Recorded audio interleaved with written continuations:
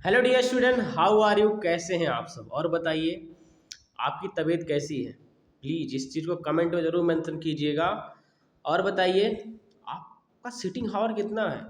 आप कितने घंटे बैठ के पढ़ाई करते हैं? प्लीज़ इस चीज़ को ज़रूर कमेंट में मेंशन कीजिएगा, क्योंकि इसी से पता चलेगा कि आपकी कैपेबिलिटी कितनी है और आपके अंदर जो ऊर्जा छुपी हुई है उसका लेवल क्या है यार। क्योंकि इसी से पता चलेगा ना तुम कितने घंटे बैठ के पढ़ाई करते हो। यही तो डिसाइड करेगा ना कि तुम्हारा फ्यूचर कैसा होने वाला है। तुम कितने बड़े स्टार बन के चमकोगे जीवन में। तुम आईएएस बनोगे, डीएम बनोगे, एसडीएम बनोगे, तुम अंबानी बनोगे, टाटा बनोगे, या फिर तुम खुद एक ब्रांड बन जाओगे। ये तुम्हारा सिटिंग हाउ डिसाइड करेगा ना यार। क्योंकि बिल गेट्स, वॉरेन बफेट, इतने उनका सिटिंग हावर ही उन्हें उस लेवल तक पहुंचाया है। This is the logic behind that. बात समझ में आई? यही सिटिंग हावर डिसाइड करेगा तुम्हारे अंदर जो ऊर्जा छुपी हुई है निकलेगी कि नहीं निकलेगी, या फिर तुम्हें खुद में भस्म कर देगी। So welcome to my channel, myself Rohit Kesari. स्वागत करते हैं हम आपका अपने इस यूट्यूब के प्लेटफॉर्म में। और बताइए कैसे हैं आप सब? ठीक है। और इस इकोनॉमी की सीरीज में आज का टॉपिक है लॉन्ग रेपो ऑपरेशन। ठीक है, जैसे हमने ऑलरेडी डिस्कस कर चुके हैं रेपो रेट क्या होता है, बैंकिंग क्या है। ठीक है, what is a bank rate, CRR के बारे में हमने पढ़ा, कैश रिजर्व रेशियो के बारे में पढ़ा। ठीक है, इन्फ्लेशन के बारे में डिस्कस कर लिया हमने। ठीक है, अब बैंकिंग इन इंडिया चैप्टर में actually I am discussing about the long term repo operation. ठीक है, इसके पहले जो डिफरेंट डाटा है रिजर्व बैंक से रिलेटेड उसके बारे में हमने पढ़ा। आरबीआई होता क्या, हाउ इट इज़ वर्किंग, काम कैसे करता है, इसके बारे में हमने पढ़ा। What is the monetary policy, monetary policy में आरबीआई का रोल क्या होता है, इसके बारे में हमने पढ़ा। ठीक है, या फिर मॉनेटरी पॉलिसी के कारण जो मॉनेटरी ट्रांजैक्शन होता है उस वो क्या कहते हैं, उसका रोल इकोनॉमिक ग्रोथ में क्या है, इसके बारे में पढ़ा। ठीक है, और वर्ड से कनेक्ट करके हमने पढ़ा मॉनेटरी पॉलिसी को। हमारी मॉनेटरी पॉलिसी जो हमारे यहाँ एग्जिस्ट करती है उसका, और बाहर की जो मॉनेटरी पॉलिसी है जो यूएस से अमेरिका यहाँ सब क्या कहते हैं लागू होती है, उसको उसका इससे संबंध क्या है। ठीक है, और इस मॉनेटरी पॉलिसी ने जन्म कहाँ और कैसे लिया इसके बारे में भी हमने डिस्कस किया। So here we talk about the long term repo operation. ठीक है, उससे पहले और बताइए कैसे हैं आप सब? अच्छे हो ना? क्योंकि जब तक अच्छे नहीं रहोगे, जब तक हेल्थ बेहतरीन नहीं रहेगी, तब तक संसार में वो जो विजयी होने का पुरस्कार है ना वो ना तो ले पाएंगे, अगर मिल जाएगा तो उसका लेने का मजा भी नहीं आएगा। बात समझ में आई डियर? यही लॉजिक है। इसीलिए मैं तो कहता हूँ मस्त रहा करो जीवन में, और बिंदास स्टडी करो, बेहतरीन सिटिंग हावर बनाओ। 17 घंटा, 18 घंटा, 42 घंटा, 44 घंटा, 72 घंटा पढ़ाई करो। ठीक है, मैं तो कहता हूँ जो मुझसे पढ़े कम से कम स्वामी विवेकानंद, बुद्ध, दयानंद सरस्वती, इन जैसा लेवल पाए। मैं ये आईएएस, पीसीएस, सीएम, डीएम इन सब की बातें नहीं करता हूँ। मैं डायरेक्ट कहता हूँ वो बंदा, वो बच्चा, वो भाई, वो मेरी बहन भगवान बन के निकले। ये पढ़ाई है। पढ़ाई मतलब केवल यही थोड़ी है यू गॉट अ जॉब, खुश हो उसी में, सर हम नौकरी पा गए, बस खत्म जीवन। मैंने कई लोगों को सुना है ना, वो कहते हैं जब वो नौकरी पा जाते हैं क्या बोलते हैं, भैया लाइफ सेट हो गई मेरी। और कई कोचिंग वाले पढ़ाते हैं, क्या बताते हैं, नौकरी पा जाओ जिंदगी सेट है, नौकरी पाने के बाद जिंदगी और बदतर है। तो बात को समझो, ये लॉजिक है उसके पीछे। मैं तो कहता हूँ भगवान बनो यार तुम लोग, तुम भारत के भगवान हो, you are a real god. सबके अंदर, किसी के अंदर ब्रह्मा विष्णु, किसी के अंदर माँ काली, किसी के अंदर माँ Durga. Every human being is God. और खासकर भारत में, भारत तो भगवानों का देश है ना। ठीक है, इंडिया के ऊपर एक बेहतरीन आशीर्वाद है जहाँ पे भगवानों ने जन्म लिया। सोचो तुम उस धरती पे पैदा हो जहाँ पे महावीर भगवान बुद्ध, श्री कृष्ण, श्री राम, ठीक है, जहाँ पे ऐसे ऐसे धर्म ने जन्म लिया, सनातन धर्म, ऐसे ऐसे कुल ने जन्म लिया। बात समझ में आई? तो अपने आप को समझो, इस चीज़ पे काम करो। ठीक है, पढ़ते हैं आगे। क्या है long term repo operation? Actually में सीधा मीनिंग निकल रहा है, जो रेपो ऑपरेशन होता नहीं था, एक्चुअली में पहले ओवरनाइट बोरोइंग के लिए होता था कि बैंक जो है तुरंत कर्जा उधार ले लेते थे शॉर्ट टर्म के लिए, ठीक है, on the basis of less interest rate. ठीक है, जैसे बैंक क्या बोलते हैं इंटरेस्ट रेट अपना गिराता था तो उनको बैंक वाले जो है अधिक से अधिक पैसा लेने लगते थे, क्योंकि उन पैसे का उपयोग वो ज़्यादा लोन देने में कर सकते थे। जब पीपल को ज़्यादा लोन देंगे, पब्लिक को ज़्यादा लोन देंगे, तो उससे क्या होगा, वो ज़्यादा उनसे इंटरेस्ट ले पाएंगे, ठीक है, वही इंटरेस्ट उनकी कमाई होती है। तो अब क्या किया गवर्नमेंट ने, इसको लॉन्ग टर्म प्रोसेस में कर दिया कि नहीं ये तो शॉर्ट टर्म हो ही रहा था, अब इसको लॉन्ग टर्म प्रोसेस में भी होना चाहिए, क्योंकि जब लॉन्ग टर्म प्रोसेस में होगा तो बात सीधी है कि बैंकों को फ़ायदा ज़्यादा होगा। बात सीधी है ना। और डिफरेंट जो बैंकिंग इंस्टीट्यूशन है, बैंकिंग लाइक इंस्टीट्यूशन है, उनको भी ज़्यादा प्रॉफिट होगा। बात सीधी है, सिंपल है। सो इकोनॉमी में कुछ भी टिपिकल नहीं है। कई बच्चों को इकोनॉमी क्या बोलते हैं ऑप्शनल में देते ही नहीं, this the reason behind that. उनको टिपिकल लगता है, बहुत कठिन है, कुछ कठिन नहीं इकोनॉमी, इट्स वेरी इजी। क्योंकि इकोनॉमी में जितने भी टॉपिक हैं, जितने भी तथ्य दिए गए हैं ना, सब कुछ आम जीवन से रिलेटेड दिए गए हैं। और जिसने इकोनॉमी को समझ लिया वो सब सब्जेक्ट पढ़ लेगा, इकोनॉमी सबसे आसान है, ठीक है। ये LRO पढ़ते हैं इसके बारे में। Aimed at promoting enhance lending, मैंने क्या बताया, लेंडिंग को प्रमोट करने के लिए, उधारी को प्रमोट करने के लिए, ठीक है, इन्हांस करने के लिए, ठीक है, उसकी कैपेबिलिटी बढ़ाने के लिए। Cutting the cost of short term fund, short term fund को cutting for the banks, bank के लिए in the first of its kind move in the February सन 2020। सन 2020 फरवरी में पहला स्टेप उठाया गया LRO के केस में, long term repo operation. Bi monthly monetary policy सन 2019-20, ठीक है। क्या हुआ, RBI अनाउंस करता है to offer a long term repo operation, ठीक है, आप 1.5 लाख करोड़ का एट फिक्स रेट। ध्यान देना, RBI ने ऑफर किया ना ये LRO long term repo repo operation, but एक फिक्स रेट में, नॉट फ्लैक्चुएटिंग रेट, ठीक है, एक फिक्स रेट। अब तुम्हें सीखना होगा, इस चीज़ को समझना होगा ना कि रेट दो प्रकार के हो सकते हैं, एक fluctuating rate in case of interest rate, और एक फिक्स रेट हो सकते हैं। फ्लैक्चुएटिंग रेट मतलब based upon the market, based upon market हरियर process, ups and down process. ये भी मार्केट फिक्स रेट पे डिपेंड करता है ना, but it is fix rate. Fix rate इसमें स्टेबिलिटी है, इसमें स्टेबिलिटी नहीं है। There are two types rate, ठीक है। ये फ्लैक्चुएटिंग रेट समझने के लिए क्या होता है, 1.5 लाख करोड़ का fix rate, it means the repo rate. क्या होता है, the tenure of the LTRO, long term repo operation का जो टेनर था, विल बी फ्रॉम 1 से लेकर 3 साल तक। अभी तो ओवरनाइट बोरोइंग थी, ठीक है, जो रेपो रेट ऑपरेशन था जिसमें शॉर्ट कमिंग रेट बोला जाता था, सॉरी शॉर्ट कमिंग ऑपरेशन बोला जाता था। अब LTRO में क्या हुआ, इसका टाइम बढ़ा के 1 से लेकर 3 साल कर दिया गया। बात समझ में आई। This was aimed at ensuring permanent and deeper liquidity in the market. ये इंश्योर किया गया कि इस प्रोसेस के द्वारा अधिक से अधिक पैसा जो है मार्केट में डाल पाएंगे, अधिक से अधिक पैसा मार्केट में इंजेक्ट कर पाएंगे, जिसके कारण से क्या होगा कि उधार लेने वाले लोग हैं, जो डिफरेंट कंपनियां, डिफरेंट कारपोरेट है उधार लेने के लिए पड़े हैं, उनको पैसा मिल पाएगा। पैसा जब मिल पाएगा वो अपना इंफ्रास्ट्रक्चर लेवल बेटर फॉर्म में डेवलप कर पाएंगे।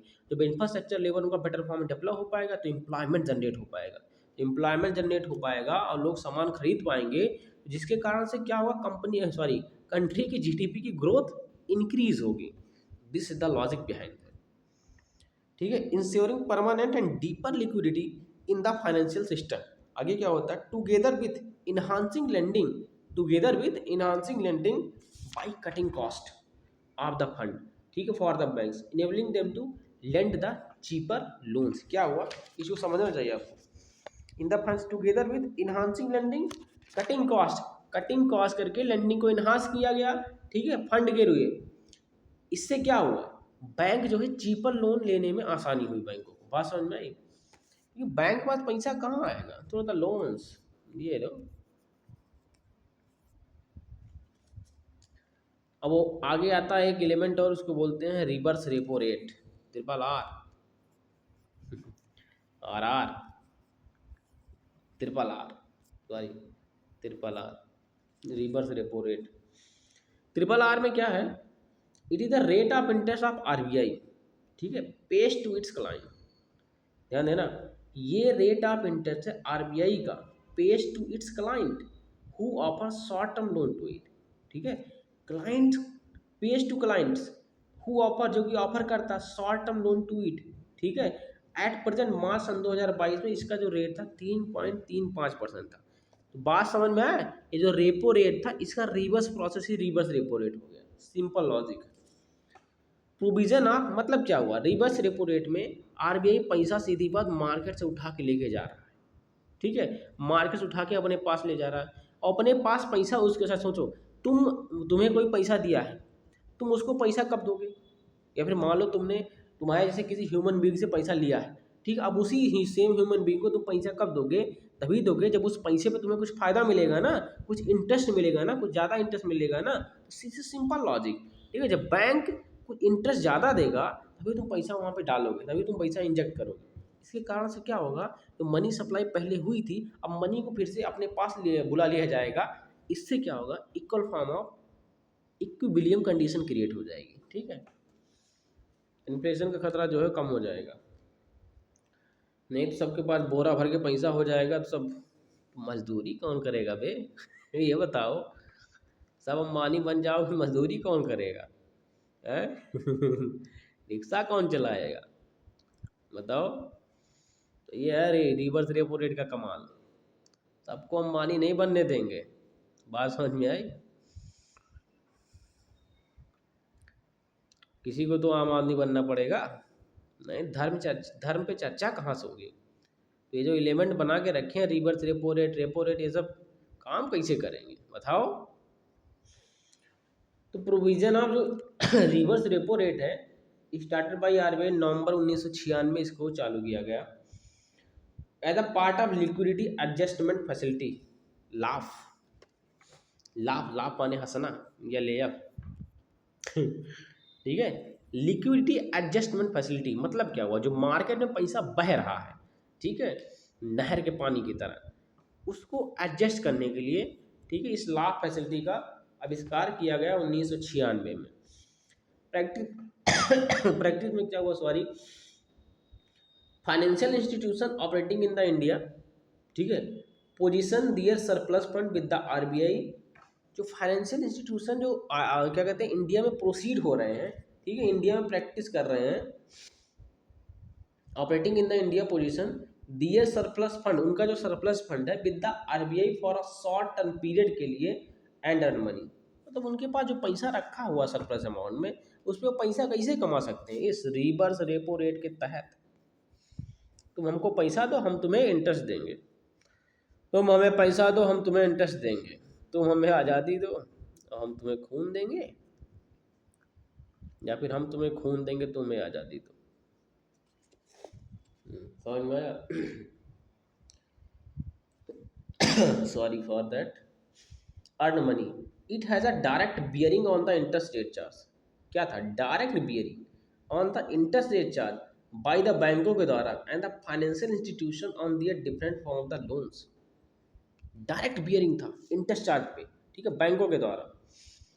This tool are utilize by the RBI, यह टूल जो है यूटिलाइज किया गया आरबीआई के द्वारा in the backup of over supply of money with the Indian banks and lower loan disbursed to serve twin purpose of cutting the down banks losses and the prevailing interest rate। ठीक है, ये actually में tool के प्रकार से use किया गया RBI के द्वारा। जो फालतू पैसा पड़ा हुआ मार्केट, उसको अपने पास लेके आओ, उसका यूज हम करेंगे, बात समझ में, उसमें हम तुमको इंटरेस्ट देंगे डिफरेंट फॉर्म से, तुम्हारा फायदा होगा, बैंकों को, इंसानों को, कॉमन पीपल को नहीं होगा फायदा। बात समझ में आई। और इससे क्या हुआ, जो घाटा हो रहा बैंकों को, घाटा क्यों हो रहा, अब देखो बैंक के पास मान लो पैसा आया रेपो रेट के तहत, ठीक है, मनी जो है एमएसएफ के तहत, रेपो रेट के तहत बैंक के पास पैसा, overnight borrowing, long term borrowing के तहत क्या बोलते हैं, बैंक के पास पैसा आया। और जब पैसा आ गया, ठीक है, वो तो लोन देंगे, ठीक है, आदमी लोन लेने के लिए तैयार, हाँ ठीक हमको दो लोन। अब अगर बैंकों के पास पैसा पड़ा है तो बैंक तो लोन देना तय है, लेकिन जो लोन क्या बोलते हैं देने के बाद बैंक उसको कवर नहीं कर पाते, रिकवर नहीं कर पाते, वो तो एनपीए घोषित हो जाता है, नॉन परफॉर्मिंग एसेट, ये किसी काम का नहीं रह जाता ना। तो इसी चीज़ से बचने के लिए ये जो लाभ लिक्विडिटी एडजस्ट फैसिलिटी, ठीक है, और रिवर्स रेपो रेट, ठीक है, इस प्रक्रिया को आरबीआई ने अपनाया, ठीक है, इसीलिए प्रक्रिया आई, जिससे पैसा जो है लौट के हमारे पास आ जाए, बैंक के पास फालतू न पड़ा रहे। क्योंकि अगर तुम्हें तुम्हारे पापा जो है फालतू पैसा दे देंगे तो तुम सिगरेट पियोगे या गुटखा खाओगे या तो बीड़ी पियोगे, काजू बादाम खरीद तुम नहीं खाओगे, मुझे पता है, क्योंकि तुम्हारे लक्षण उस तरह में नहीं दिखते हैं। This is the logic behind that. बैंकों के भी वही लक्षण है। उस पैसे को बैंक यूज करे कहीं, मतलब सही जगह लगाएंगे नहीं, उसको क्या बोलते हैं, किसी फालतू कारपोरेट आदमी को दे देंगे जो उनको पैसा देगा। अब हम आपको सर 2%, 3%, 10% दे देंगे, आप हमें पैसा दे दीजिए, लोन दे दीजिए, बस हो गया कांड। समझ में आया? तो ये प्रक्रिया है। जब कांड हो गया तो बीमारी आ गई, एनपीए घोषित हो गया, पैसा लेके विजय माल्या की तरह भाग गया। उसी तरह जब तुम चाउमीन बर्गर और दाब के खा लेते हो तो पथरी हो गई पेट में, हो गया कांड तुम्हारे साथ। तो उस प्रक्रिया को जो तुम्हारे साथ हो रही है उसको एडजस्ट करने के लिए तुम्हारे पापा यानी कि आरबीआई ने लाभ का आविष्कार किया, मतलब बैंकों के पापा ने, लिक्विडिटी एडजस्टमेंट फैसिलिटी, जिसको बोला गया RRR, रिवर्स रेपो रेट। बात समझ में आया गुरु? आगे बढ़ते हैं।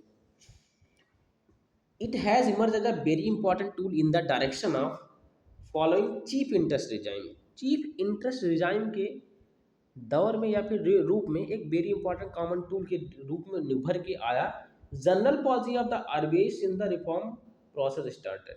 ठीक है, इस प्रोसेस जो है आरबीआई का जो रिफॉर्म प्रोसेस है, रिफॉर्म का हथकंडा था, वो शुरू हो गया। बात समझ में आई? आगे है मार्जिनल स्टैंडिंग फैसिलिटी। अच्छी फैसिलिटी मुझे लगती है, क्योंकि ये बेटर अच्छी लगती है, क्योंकि इससे बैंकों को काफ़ी राहत मिलती है। ठीक है, इससे जो है, क्योंकि इस प्रक्रिया को अगर तुम्हारे जीवन में कर दिया जाए, जो तुम अपने बाप से, अपने गार्जियन से क्या बोलते हैं, ओवरनाइट बोरोइंग कर पाओगे, ठीक है, वो भी कम से कम इंटरेस्ट रेट पे, तुम्हारे लिए सोचो कितना बेटर होगा। कम से कम इंटरेस्ट रेट मतलब तुम्हारे लिए कि कम से कम डांट पे, कम से कम पूछताछ पे, तुम्हारे लिए जो इंटरेस्ट रेट है ना, पूछताछ है। तुम पैसा मांगे पापा से, पापा ने कहा किस लिए, हाँ पापा ये खरीदना, ठीक है, उसके बाद कोई इंक्वायरी नहीं हुई, तो तुम्हारे लिए कम इंटरेस्ट रेट है। बात समझ में आई?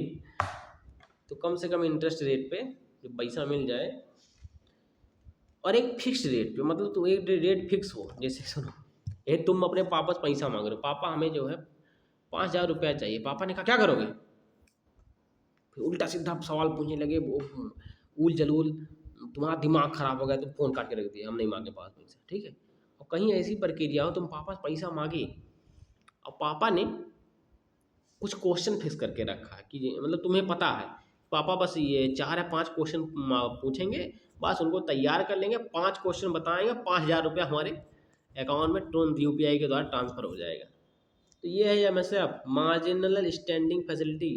5 क्वेश्चन बैंक से आरबीआई पूछेगा, क्या बोलते हैं, बैंकों से, अपने बेटों से, उसके बाद पैसा दे देगा। इस तरह समझो तुम। ठीक है, आगे बढ़ते हैं।